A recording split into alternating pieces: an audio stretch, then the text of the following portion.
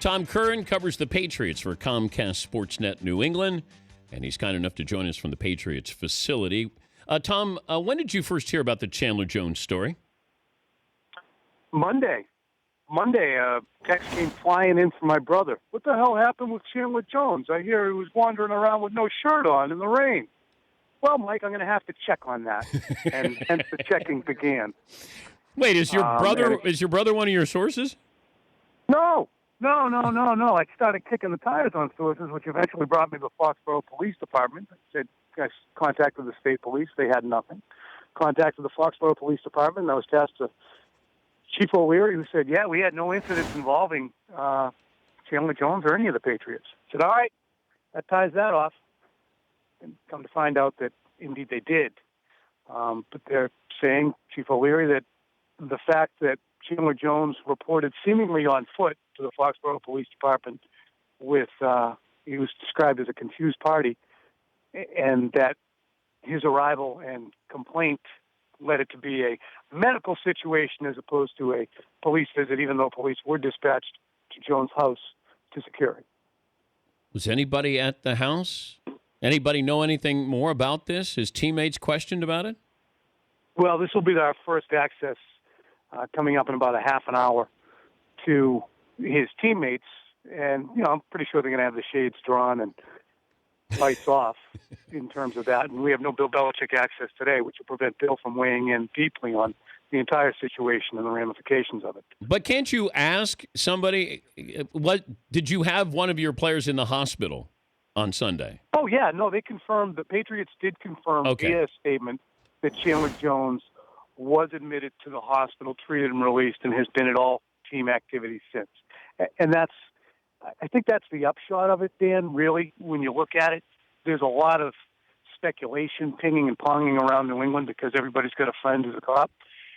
But when you look at the overall, Chandler Jones's involvement with the team over the last 2 days hints at, and the lack of an arrest of any kind, really hints that he's not in any kind of dire physical condition, nor is there a legal situation that looms.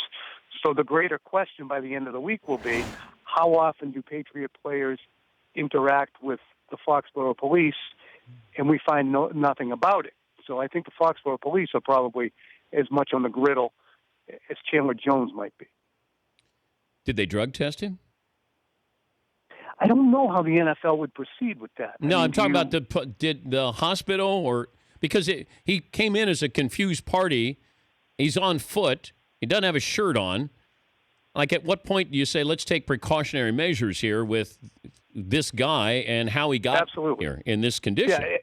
Yeah, and the police, the officer who was dispatched to Chandler Jones' home called in to the dispatcher and said, advise the people that there was Class D involvement, Class D in Massachusetts, if we're presuming Class D is referring to a substance, is marijuana. So there was, according to the police officer, evidence of Class D involvement. Now, again, because we don't want to engage in completely rampant speculation, we can say, well, how do we know that in his house he was the one who was smoking this Class D substance?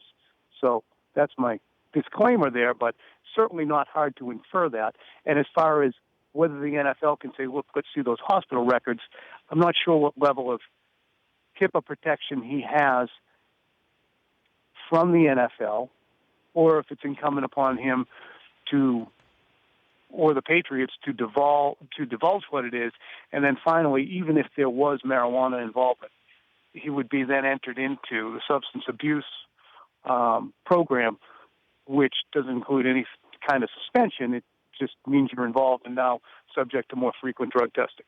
Tom Curran, Comcast Sportsnet New England, joining us. Dan Patrick Show. Bill Belichick's black eye.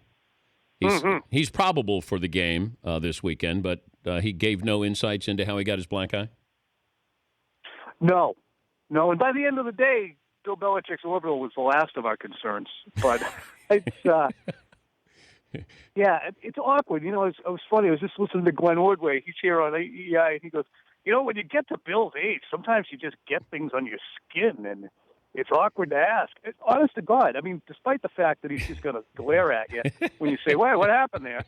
It's like, old guys get dings and ticks and bangs all the time. So it's like, you know what I'm saying?